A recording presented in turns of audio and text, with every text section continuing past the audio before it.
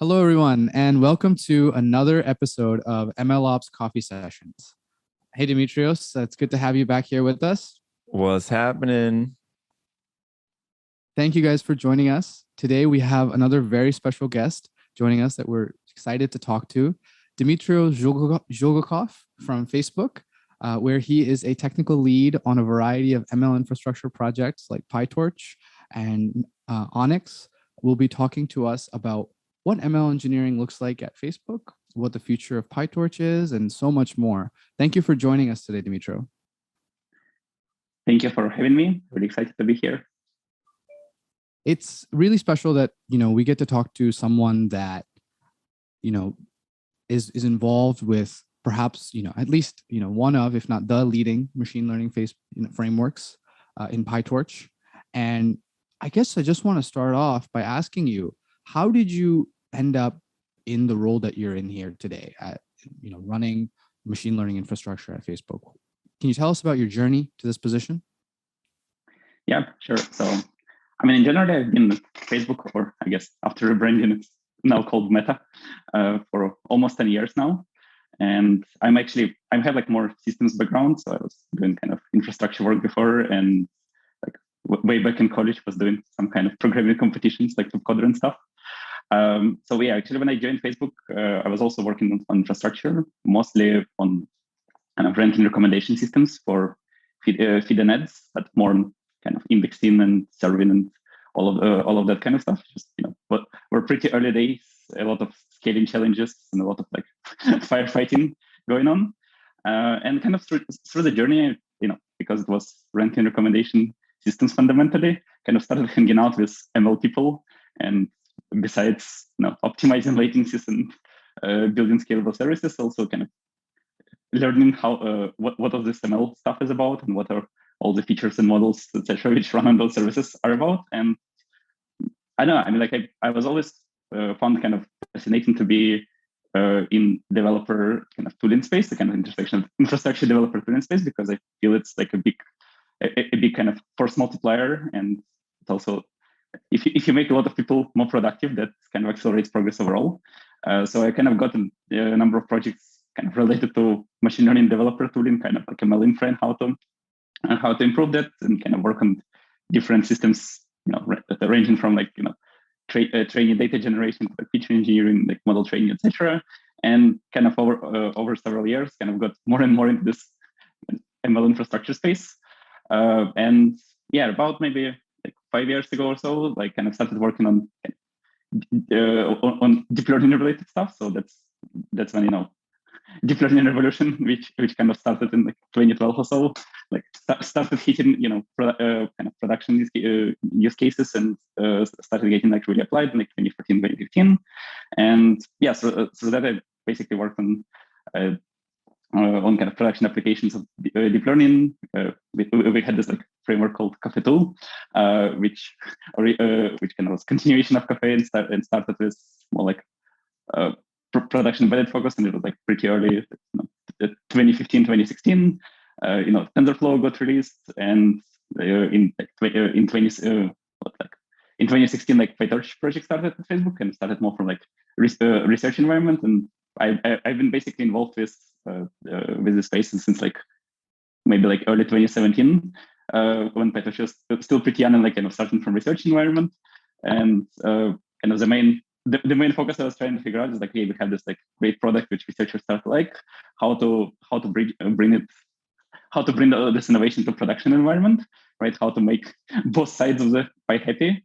So that's basically when I started contributing to PyTorch, and we can talk about this journey in more details also if you guys like. But kind of going through this transition, and yeah, so I kind of for the past like almost 5 years, I've basically been working on kind of PyTorch, and mostly like kind of production-related features and core of the framework, and lately kind of focusing on pretty much everything there is about PyTorch, which has been like super fun ride, and super exciting. So yeah, so the role I'm playing right now is kind of I'm one of the technical leads for the project, and now given that it's became pretty big project with lots of contributions from our company, but most excitingly there is lots of vendors, lots of cloud providers, which also contribute to the project, the community.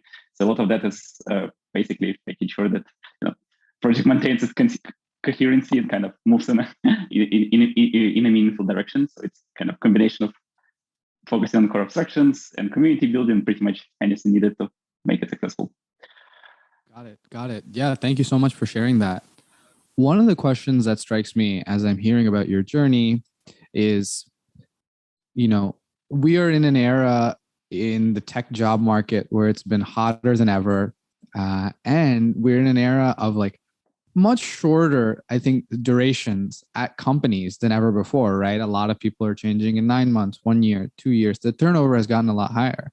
And you've been at Facebook, now Meta, for 10 years. And I think that's really awesome. And can you shed a little bit light into why you've decided to stay so long and what led you to kind of, I'm sure that many, many interesting opportunities have come your way. What has kept your interest at Facebook to have your roots planted so firmly there for so long? Yeah, I mean, fundamentally, it's like interesting problems and having opportunity to have like impact on a meaningful sense. I mean, for me, in kind of more kind of machine learning infrastructure like developer space, I don't need to tell you that kind of AI revolution adoption was pretty transformational, right? So whatever dimension you look at, starting from hardware and capabilities to scale of number of developers to applications and different domains, which within Facebook or within industry kind of gets applied. So that's been pretty much crazy rocket ship, right? So even though it's kind of like, hey, it's the same company, like what you kind of like what you work on, like which parts of their overall ecosystem you work on is pretty changing. I mean, besides like I would say, so like for PyTorch itself, it's also, I mean, as I mentioned, it's kind of it's community project, right? It's not only kind of Facebook Meta project. So it's, I would actually feel that I feel that you work with community, you kind of you collaborate very actively with people from academia, from people from industry, from different hardware vendors. So it feels actually like pretty exciting and kind of like very different, almost like a running like kind of mini startup project across the industry, which is also like adds a different flavor to it. So kind of combination of those things. If you look at it from, it's the same company, but number of different projects, and also like if you look at kind of scale of this area and like kind of challenges which it goes through, like that part changes quite a bit, both kind of like role I'm playing on the team and kind of the domain area. And again, since kind of Infra MLOps space grew so much, there's just like a lot of exciting opportunities and a lot of problems to solve. And by virtue of being kind of project, I mean, I can help solve those problems not only within Facebook or Meta, but also kind of help other folks across the industry.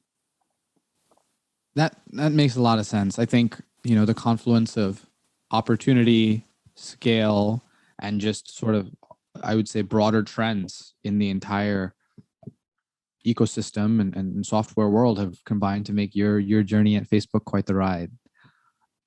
You mentioned that you work on PyTorch, and I think in the second half of the discussion, we really want to get into where PyTorch is and some of the nitty-gritty there. But could you tell us a little bit more about what being a tech lead on the PyTorch project constitutes from the standpoint of the team that you work on and some of your day-to-day? Sure. So I mean, it's probably similar to like tech lead roles in like in different companies, right? So I mean, it's primarily kind of I think this role like kind of changes a lot with with scale of the project, right? Like if it's 10 people team and kind of everything is on fire, or you need to ship like new features and kind of like push things forward. Yeah, like that's kind of like much more day to day. I guess like now it's more mature project with lots of different focuses and sub areas, and also with a lot of kind of different companies and different institutions contributing to this. I would say like the things which I worry about is more like the overall kind of project and product direction is actually coherent, and we have like absolutely amazing people kind of working on PyTorch from all the different companies. So it's mostly making sure that as all different features are built and as this kind of technical evolution happens, it stays coherent and it stays as a kind of feels still as a unified user and product experience. And our core abstractions or our like extension mechanisms can kind of support all the crazy stuff which people want to build and people want to extend. So in terms of day-to-day life, I would say it's a mix of design discussions, spending time on GitHub. I'm probably doing like less coding right now, but still doing a lot of like code reviews and discussions, right? Like lots of talking to customers, which in this case means researchers or applied ML engineers, etc., and kind of like getting a sense what their problems are, what are the pain points or what are the cool things which are kind of happening out there, how we can basically help them to be more productive. Again, that happens both kind of outside of Facebook, but also within Facebook with some of the internal teams we're working on. So it's kind of mix of, I would say, kind of technical product direction and just helping with execution of some parts and making sure that overall project still moves in the coherent direction. So you mentioned before that when you started to get into the ML infra side of things, there was a lot to work on and there was a lot of stuff that you could apply yourself to. And I'm wondering, what are some examples of the things that you were getting into over the last 5 years, in that you mentioned now that you spend a lot of time on GitHub or answering questions, talking to users. But I imagine at the beginning, it was a lot different. What did that evolution look like?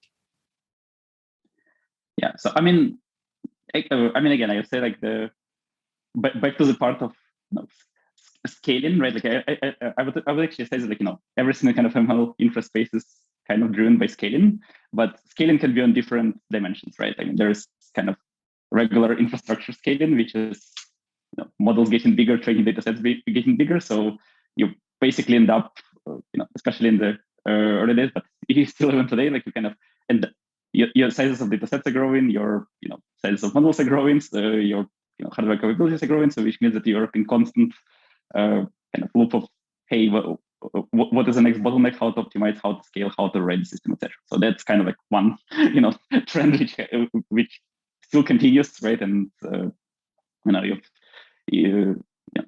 people are building all the hardware vendors building like even cooler chips, right? If you look at language models, and scaling still continues with good impact, which means that this trend is kind of not running out of steam so far. Kind of different dimension of scaling. I mean, different dimension of scaling is kind of like developer, like I would say, like developer productivity scaling, or like kind of number of developers scaling, right? And that's, I would say, like kind of two examples here, right? Like even within Meta, within Facebook, back in those days, like the way you kind of build infrastructure or like the way you kind of productionize something when you have 5 customers, like 5 teams doing machine learning, when you have 50 teams doing machine learning, is kind of different, right? Because when kind of in the early days, like, okay, we want to bring deep learning into production for particular use cases, whether it's like recommendation stuff or whether it's maybe some kind of translation system or whatever, right? A lot of that becomes a kind of 0 to 1 enablement, which you can work across the board, trying to change all the change all the layers from hardware to like product requirements, kind of working all hands on deck, trying to kind of enable this part. So this kind of like 0 to 1 type enablement. And as as number of use cases, number of developers scales, and you have even within Facebook, like thousands of developers doing FML, right? Like that just doesn't scale, right? Like you basically go into kind of more platformization stage, which is definitely what we've been for the past like several years. Where, okay, how do I build the best self-service tools, the best kind of infrastructure and tooling, so people can basically unblock themselves and kind of be in more self-service fashion. So like I think that was kind of like one big transition. And I think like with PyTorch, because it's open source project, etc., you kind of always operating in this kind of product mode, right? We do collaborate also with power users, when people are pushing the boundary, etc. But a lot of this is actually hey, how do we enable people to be productive, and kind of how do we build basically a good developer product, so people can unblock their try their ideas, be productive, unblock themselves, try crazy new things, and fundamentally push push state of AI forward. So there is definitely more of this product building mindset, where in practice, even now I would say there is a mix of this kind of 0 to 1 enablement and kind of feature product building going on. Definitely is a kind of more transition towards self-service platform and kind of product building, I would say, over the years. It's really helpful to hear your perspective on the different kinds of scale and how that influences work. I think one of the most challenging parts of working in a realm like machine learning engineering that is changing so frequently is that your type of work has to change to confront the problems that you're at. It could be productionization of more models. It could be the fact that your team is growing. There are any number of challenges that happen with respect to scale in such a fast-moving profession and field that we're all in. And I think that your perspective on that is really helpful. And with that, I think we have a really good segue into talking more specifically about PyTorch. It's, I think, a popular topic in our community to talk about. We have a thriving channel called MLOps Questions Answered, and people are asking questions about different frameworks, what tools to use. And, in the last few months to years, PyTorch has seen amazing improvements, from an even more rich ecosystem to improvements in performance to improvements in usability. As somebody that originally started off in the deep learning world doing TensorFlow, I look at PyTorch now and I see something very different than what it was when I first got into deep learning. So in your words, we can read the press releases and we can see and experiment with it. But in your words, as one of the architects of the current project and the future of the project, where do you see PyTorch is now, and where do you think it's going in the future? Yeah. So I would actually kind of roll back and try to starting from the history and try to understand why PyTorch was successful. I think one way to understand this is, basically I would kind of reduce it down to usability to a big extent, and basically I think what happened is that there are different, in ML space there are different roles kind of playing in this process, right? There is kind of modeler, which might be AI researchers, people trying to build models and kind of try to drive innovation. You have kind of folks trying to optimize and drive performance and drive kind of productionization or scaling of particular subset of models which works, right? So kind of it's called system optimizers or whatever. And you have all kind of application developers which have challenges how to take my model and deploy it in application, or maybe ship it on device and in some environment. And I think early on PyTorch basically made a bet of saying that it's really important to make modeler happy first, because this is what drives fundamentally drives innovation of AI so far, and this trend hasn't been deaccelerating so far. So basically, if you look at what is the state of AI models over the years, there's a lot of incremental improvements. Number of papers published absolutely crazy, and all the benchmarks have been pushed. But also, most importantly, every few years there is new revolution coming in, right? If you look at CV, original AlexNets and VGGs got replaced by ResNets, got replaced by more efficient architectures in NLP. 2-3 years ago, with the advent of transformers, kind of everybody was doing LSTMs. Nobody is doing LSTMs now. People are trying NLP. So there's a lot of churn kind of in type of computation and type of models which people are doing, which basically means that there is and this churn is validated because AI is basically applied science field. So the only way to do progress is to increase speed of iteration and try new ideas. And if you try new ideas faster, you end up with more progress on average. So that's why I think especially in the early days, kind of putting the modeler first was really crucial, because that's kind of where the flow of innovation in AI space happens, kind of flowing from research to production. And I mean, this with PyTorch, I mean, like we can talk about it in more detail, but yeah, like kind of like did it kind of made a few bets on like trying to make basically modular experience being programming, right? So you kind of go from like operating system, like I have basically generic purpose programming language. I have Python, so I can do it's easy for me to try ideas. It's usable, it's flexible, it's extensible, and like kind of this idea I think like was at the core of the project, especially in the beginning, because frankly, I mean like performance had some gaps. It wasn't the fastest framework out, especially initially, right? Like, but the usability really kind of would drop the success, and that's 2017, 2018 kind of like early research days, and like what we found is like as we kind of go from like just purely research focus in kind of 2018, 2019 as we kind of expanded to try to cover overall kind of journey of AI development. We actually found that like this kind of focus on usability and kind of flexibility is also like really important for like other types of people too, right? Like if you're a system optimizer, then often you might have very automated solutions, but they might not work, etc. But like actually being able to like debug and being able to extend and being able to customize things for your application is often like very powerful for those groups too.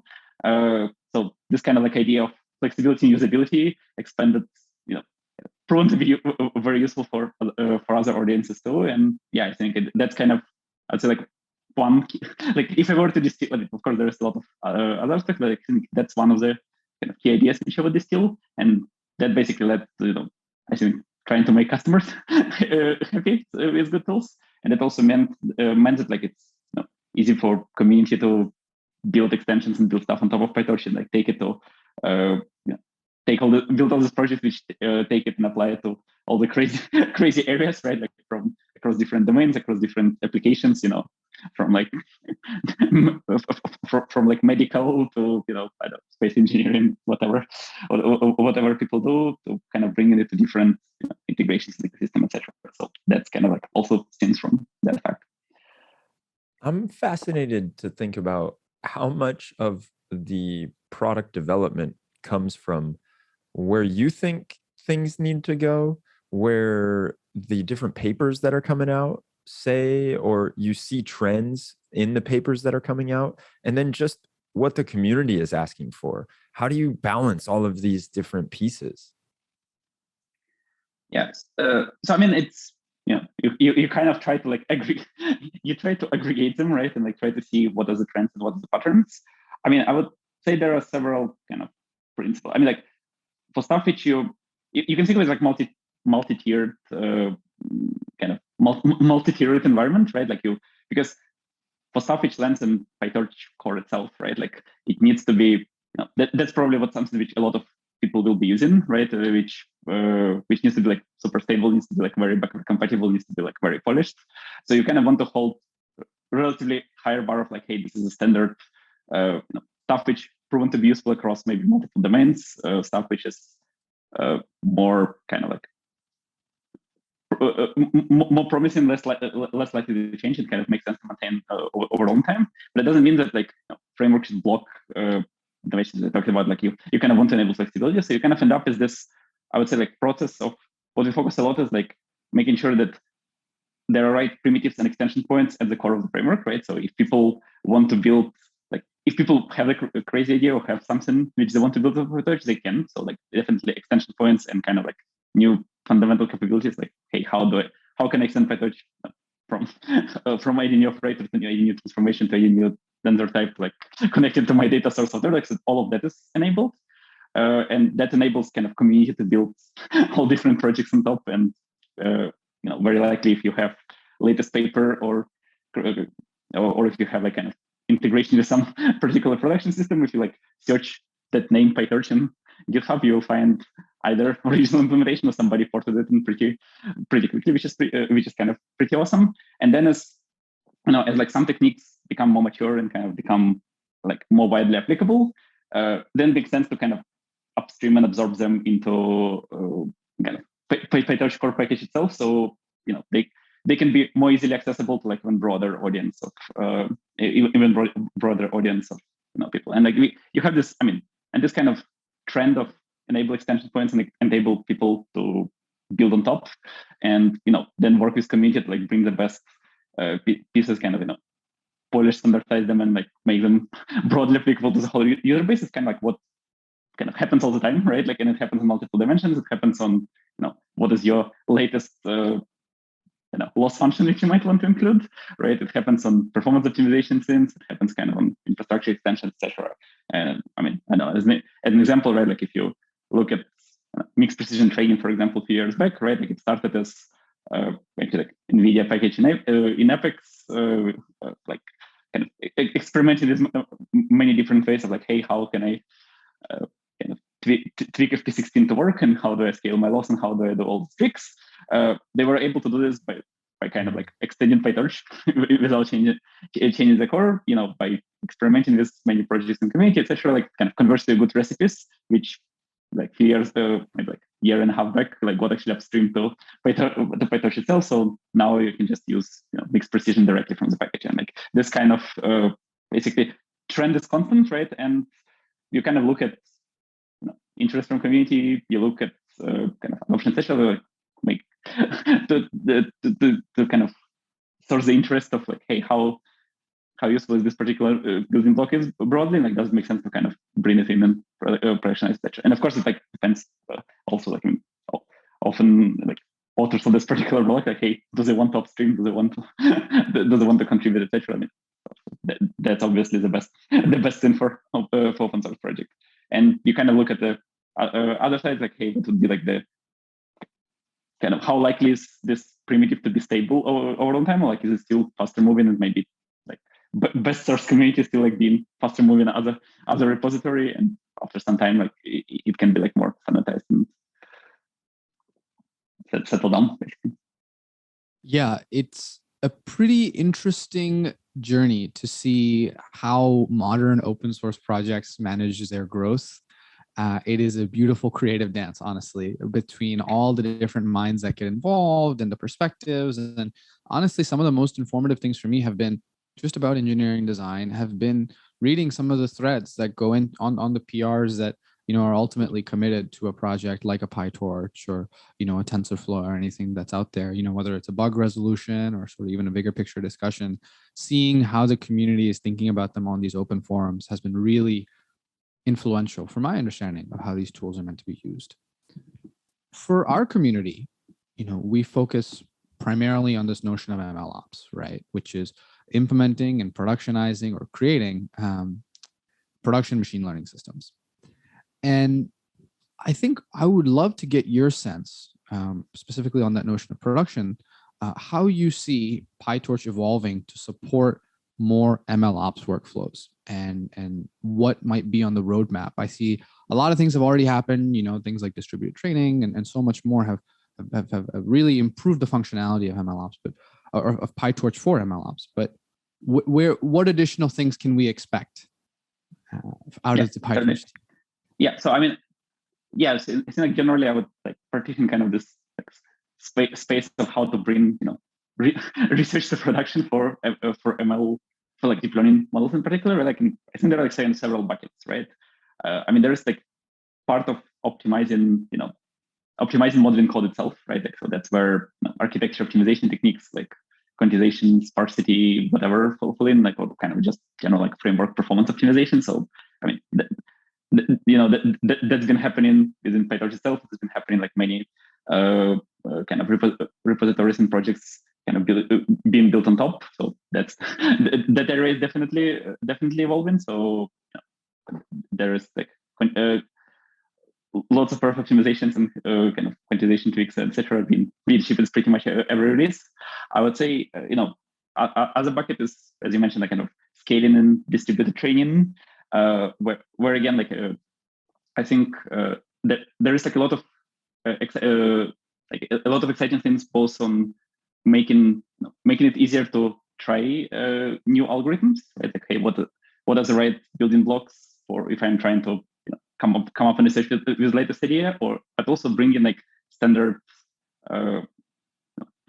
well proven like distributed training primitives. So they're kind of solutions, so they're generally useful, like for for a few years, like distributed data parallel, kind of like data parallelism was kind of all you need, right? Like in the past year, there's a lot of excitement about this, like kind of how do I shard, how do I do model parallelism, how do I do pipeline parallelism? So like a lot of this is actually like kind of was prototyped in different kind of community repositories. We're working with community to kind of bring those pieces directly. So like fully sharded data parallel, which is example of like which is basically deep inspired by like deep speed 0.3, right? Like linear pipeline parallelism primitives. Like there's a lot of built-in blocks there, but that's still, I would say, like it's more kind of internal to the modeling development itself.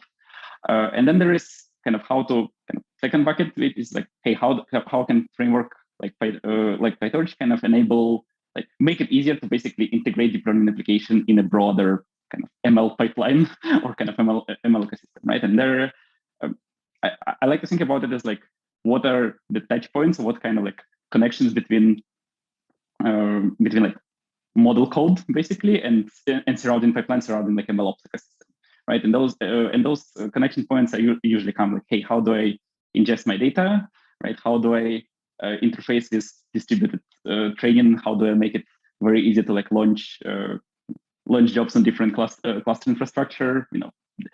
Launching distributed training is still a pain on all the different schedules and different network types and everybody like on-prem or cloud environments. And it's also like, how do I save intermediate results at checkpoints or whatever? How do I report metrics for experiment management? So if I have multiple runs, how do I track all of that, etc. And finally, when I go to like actually like after evaluation, how do I go to deployment? Right? How do I take my model and embed it in embedded in production environment, whether it's like server side or whether it's on device, right? So that's kind of like surface area, I would say, which kind of sits between like framework and MLOps part. And kind of one of the big focuses of PyTorch over the past like year or two was also like, hey, how do we make this kind of connection points as smooth as possible? And I can kind of concrete investments here. So there is some of the stuff lends into PyTorch itself. For example, like distributed launching, there's been kind of a lot of development with like Torch Elastic for distributed run to like make it easier. We are there on kind of on serving side. There is TorchServe, which is actually built by communities like started by AWS, and it's now pretty for like, hey, ready to use kind of data center side model server with easy to get started with all the kind of patient integration, all the kind of support, so you can drop it in the infrastructure and can integrate with whether different cluster management, whether Kubernetes or whatever, you can integrate with the different pipeline management, etc. I mentioned like kind of ML experimentation tracking examples. So, hey, what does the integrate? If I'm building my training job with PyTorch, I want to report metrics. So, kind of making sure that like interface of how those metrics are collected is kind of like good and standardized. So there is some RFC actually now about like Torch metrics for that, but like we already have some integrations with projects like MLflow or weights and biases, all of which kind of, hey, if I have my if I have my deep learning model, it's very few lines of Python to interrogate with that.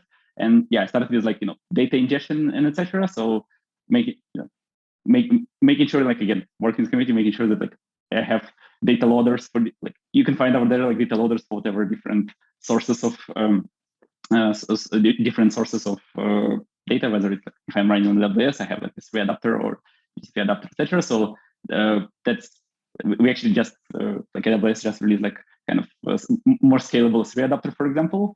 And there is also like kind of revamp for data loader going on. So there is Torch/data, PyTorch/data project for Torch data, which kind of try to componentize data loader and make this kind of scaling and integrating different environments for data reading more easy.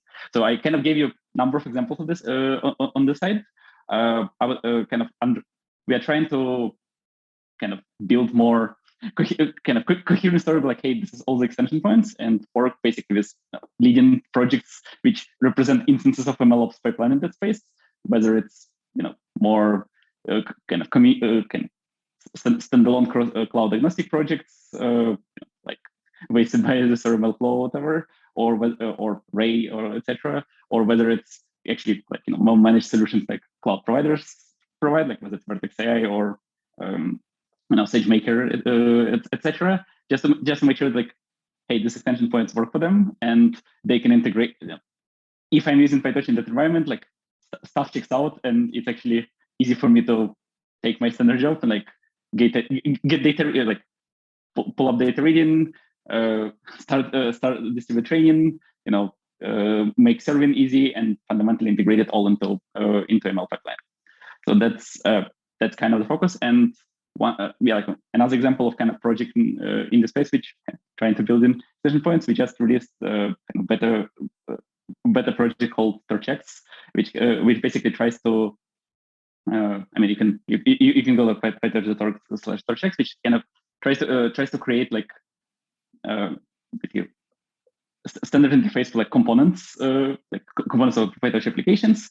So you can write you can basically wrap your training script and like write small app spec and be able to take it to like be able to launch it standalone on a variety of different schedulers. So you kind of have like one common one interface to launch it on Slurm or Kubernetes or whatever you have on-prem, but also kind of plug it into different like pipeline solutions, whether it's like Kubeflow pipelines or like Airflow or whatever. So it's kind of again like to the same theme of extension points and kind of fostering existing stuff. Like, hey, what is the right how we can give the right API and right abstraction, so it's easy for community to like build reusable components and then like bring them to different kind of MLOps environments. Which again, as you mentioned, this space MLOps space is still very early, which means that it's very fragmented, very partitioned. So kind of making integration easier is actually often a highest leverage thing to kind of removing friction from the other side. So that's kind of one big theme which we in general the PyTorch community is trying to enable. Yeah, coherence, integration, extensibility. Sounds like this is the next evolution of PyTorch, or the continuation of the maturity of PyTorch, which is exciting to hear, because this is always something in the community that I think we struggle with, is like, how do we build, whether it's at companies that are building platforms internally or adopting external tools, whatever it might be, that coherence, integration, extensibility to make it so that it is seamless to go from the modelers who are doing interesting experiments ultimately to business value. That is the hard part, and it's exciting to hear how PyTorch is thinking about that from the context of production ML workflows. With that, I do have one question on a favorite topic for us, which is we love to bring guests on and ask about war stories or sort of lessons they learned from failures. A lot of times, as you mentioned earlier in one of your answers, iteration is a big part of actually moving forward in machine learning projects, right? You need to try an idea, maybe it fails, maybe it succeeds, but you learn something from that.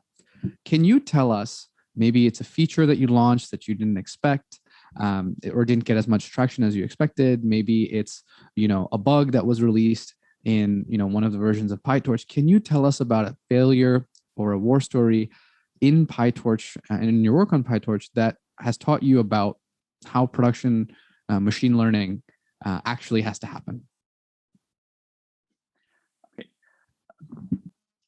I would probably, it's not really a war story. It's more like kind of an interesting, like more strategic learning. But like when I was talking, when I was talking earlier about like bringing research to production, and kind of I was mentioning PyTorch and Cafeto kind of having the frameworks. I think we actually like it, I think it's more like kind of strategy mistake in learning. We started with this environment saying like, okay, maybe like research and production are different enough, and people want flexibility on research side, and people want product optimization on the other side. Like, so let's build two frameworks, and we'll export from PyTorch, and we'll serve on Cafeto, and we kind of create this transition part. So like I was trying to build this process over, and the learning is basically that you can get it working for pretty standard models, right? Like it's very easy to get it's very easy to get started and say like, oh, okay, great, my like ResNet comes through, and I can enable some pipeline, and it's like very easy to get something going. But then like as your number of use cases grows, like if you don't have like well thought out core primitives, and if you're trying to convert from one framework to another kind of wholesale model, that actually like your kind of like space of what your programs might represent is kind of arbitrary. It's basically arbitrary Python code. You just like find like all the crazy things which people want to do it for good reasons. Like, oh, you assume that, oh, maybe like all my models will have static shapes. Like, no, in reality, it's like there is so much dynamism there. Oh, like they will definitely not have control flow, but like, oh, I want to like put control flow there. Oh, like it definitely, all people want to write is kind of more neural networkish stuff, but then people start adding like crazy preprocessing, or they start saying like, oh, I want to like put my Beam search in the same environment, etc. And yeah, I guess like the learning is that back to the theme of like flexibility and like how the workloads in the space evolve, is that it's important to enable like overall flexibility and like and enable for like fundamentally for ML developers like get stuff working relatively easily, and that's where kind of perspective of general programming languages and kind of like basically enable people to write code is very powerful.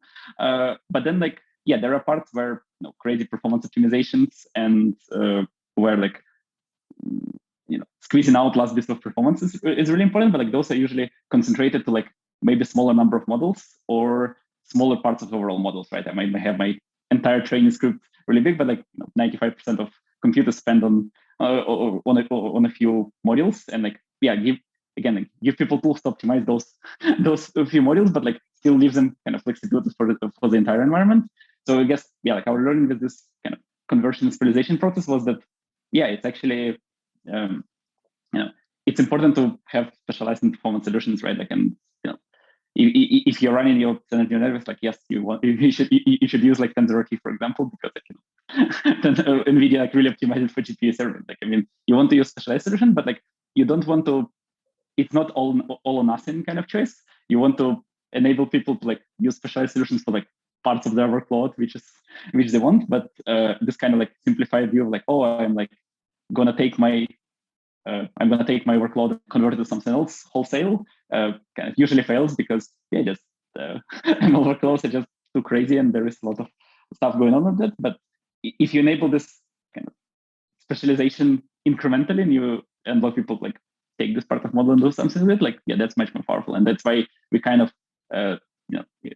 circa like 2017, 2018, like transition from this state of like, okay, treating model like, okay, I'm taking the whole model and like exporting to something else to serve in. The more than, especially in like the center stuff, the more than environment, okay, I still keep in my model, but then like incrementally, as I want to optimize, like incrementally take different parts of it and like maybe specialize these solutions, or simplify them so they can go into like more specialized server solutions, etc. While still allow it, like, so it's easy to get something working and then making it fast incrementally after. So I think while still staying in pretty much the same kind of the same environment, and that's when this kind of pivot to PyTorch as a framework serving both instead of trying to export, but integrate with different runtimes and integrate with different specialization solutions. Kind of this strategic pivot happened. So I guess that's one. I mean, it's not really a war story, but like it's more. I mean, more learning from a lot of war stories of like repeatedly getting like, oh, okay, like.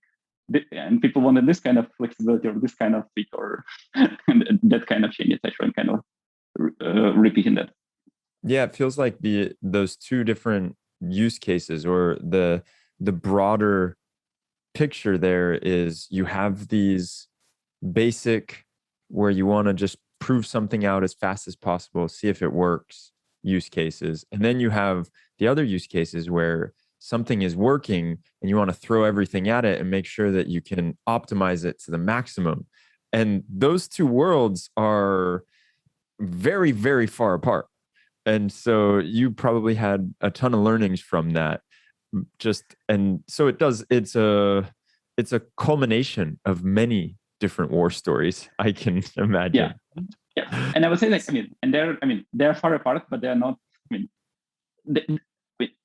I wouldn't say that they're far apart, right? Because if you like, there's constant funnel of going between them, right? So it's kind of tempting to think that they're far apart and do different solutions. Okay. And like, basically, war stories that like they're actually like there's constant flow of kind of new ideas or new models or new pipelines between those worlds. So it's a funnel, right? And you shouldn't think of it as, hey, there is like one mountain, another mountain, and like we build different solutions for this. We should think of it as kind of incremental process. And yes, there is a specialization optimization, but you should think of it as, how do I make, not just without last bit of performance for like this workload, but like how do I make this journey of like, I'm starting with 1,000 of ideas and maybe try 100 of them, and maybe 10 of them are promising to run in some latest, and maybe like one of them gets shipped.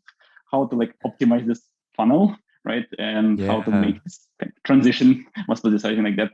That's kind of like I think important learning, and often often people kind of like miss when trying to build them all workload, because it's like tempting to start like, oh, okay, we know what the workload is going to be today, and we'll design system for this, and then it becomes obsolete, or etc. So kind of thinking of this mindset was like pretty important. And yeah, it feels like what you're also focusing on, if I'm understanding this correctly, is once you've proven something out, then making the transition from just that toy model that you've proven out to a highly optimized model. That path of merging these two models, you want to try and make as seamless as possible.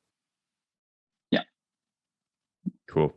Yeah, so basically how to, or how to like, and now with people trying to, with so many different hardware platforms, etc. popping up, it's also how to, even like second order of that, which is like how to enable different hardware vendors to build, solutions where they can do this optimization, whether you have a great chip or you have the latest and all that. Where they rave about PyTorch, and they tell everyone about they write blog posts about how fast it is when you use their chip and PyTorch together. Yeah. So, exactly.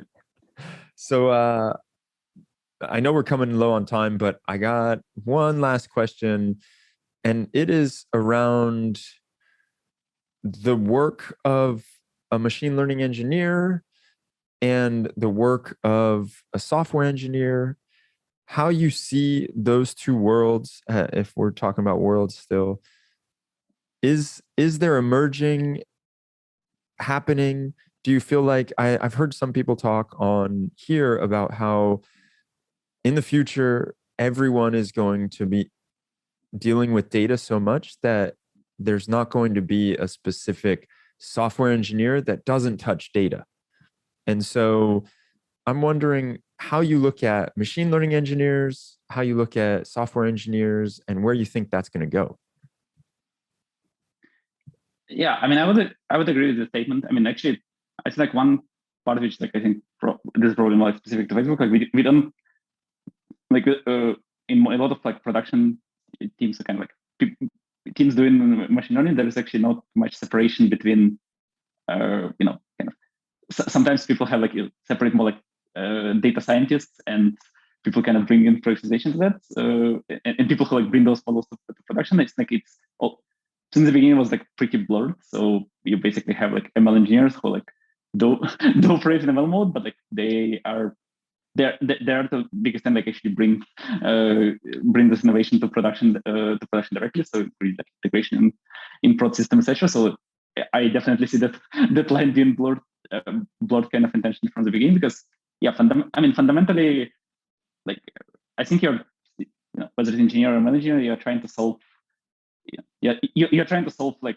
resulting problem, right? And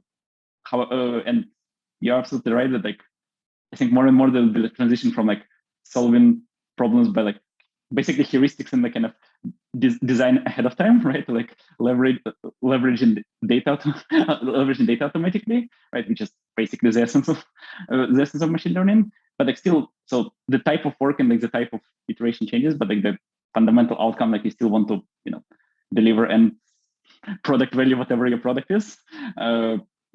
It's just like the most effective way of doing this is actually in a lot of cases turns out instead of crafting heuristics, is basically is kind of doing machine learning. So this transition happens, but so I would imagine that more and more people would be doing kind of ML as a part of their product design, especially in products which do have data or like benefit from this, etc., which expands quite a bit. So more and more regular engineers should learn this space.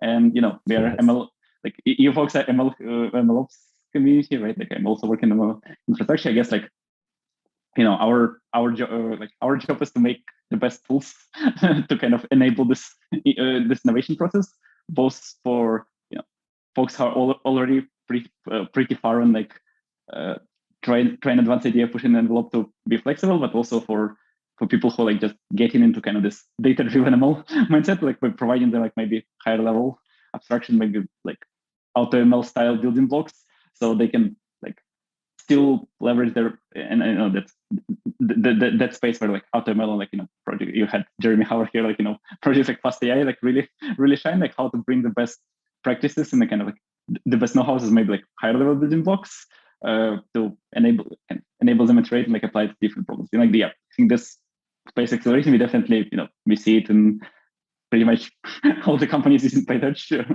might include it, that like both kind of fundamental innovation kind of on modeling level goes forward, but also like just the number of people who like maybe want to apply it to different domains and kind of like maybe sit a level higher and want to use this kind of standard solutions or ML project. Both of those are growing quite a bit, and more and more people will be doing ML in the future. I wouldn't say that maybe everyone, but quite a bit more. That concludes a incredible discussion. Thank you so much for joining us, Dmytro. Your observations on going from research to production, telling us a little bit more about PyTorch and the future of machine learning engineering. All your lessons have been invaluable, and we really appreciate you taking the time to talk to us.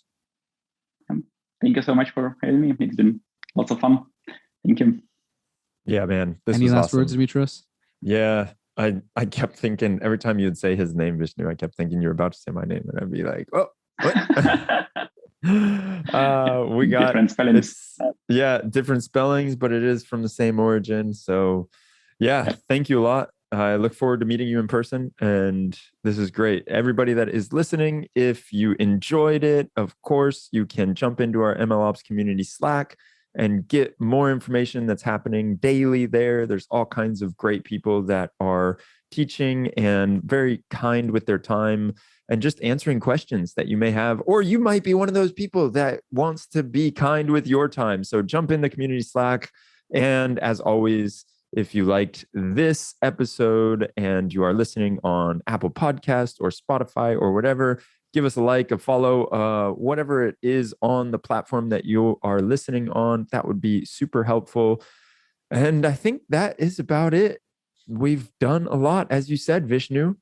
I'll wrap it up here. See ya, everybody.